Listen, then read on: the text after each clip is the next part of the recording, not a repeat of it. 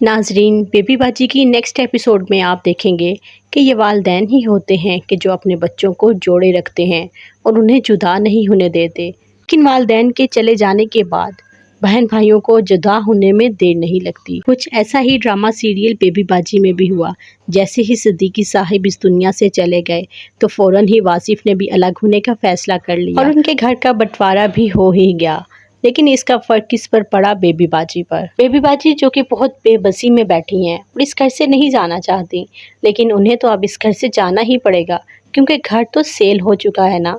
सिद्दीकी साहिब के घर को सेल होने के बाद सब बच्चे अपने अपने अलग घरों में रहने लगेंगे और बेबी बाजी भी शहनाज को गले लगा कर कहती हैं कि अब मेरा इस घर से जाने का वक्त आ गया, उस घर से जाने का जिस घर को सिद्दीकी साहिब ने बड़े प्यार और बड़ी मेहनत से बनाया हुआ है। तो व्यूअर्स, इस घर से अलग होने के बाद सब भाइयों की मुश्किलात में इजाफा हो जाएगा और वलीद भी बेबी बाजी के साथ अज़रा के घर रहने पर मजबूर हो जाएगा क्योंकि अज़रा उन्हें बहुत ज़्यादा फोर्स करेगी कि जमाल आपका बड़ा बेटा है और आपका हक बनता है कि आप जमाल के साथ ही रहें, क्योंकि उसकी नज़र तो सिर्फ वलीद और बेबी बाजी के हिस्से पर है कि इन दोनों का हिस्सा छीन लूँगी और फिर इन्हें भी घर से निकाल दूँगी। और वैसा ही होगा।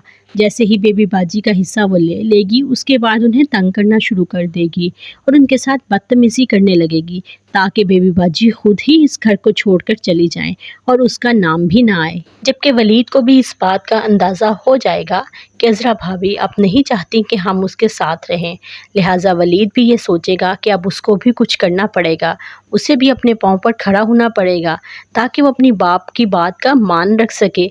उसके बाप ने कहा था ना कि अगर तुम्हारी माँ की जिम्मेदारी तुम पर आ गई तो तुम घबराना मत, तो वो इसी बात को लेकर सोचता रहता है। तो व्यूअर्स, अब इसी तरह बेबी बाजी दर दर की ठोकरें खाने पर मजबूर हो जाएगी। कभी एक बेटे के घर रहेगी तो कभी दूसरे बेटे के घर, लेकिन कोई भी उसको रखने के लिए तैयार नहीं होगा और उसके बाद लास्ट पे बचेगा तो सिर्फ वलीद ही फिर अपनी माँ को सहारा देगा।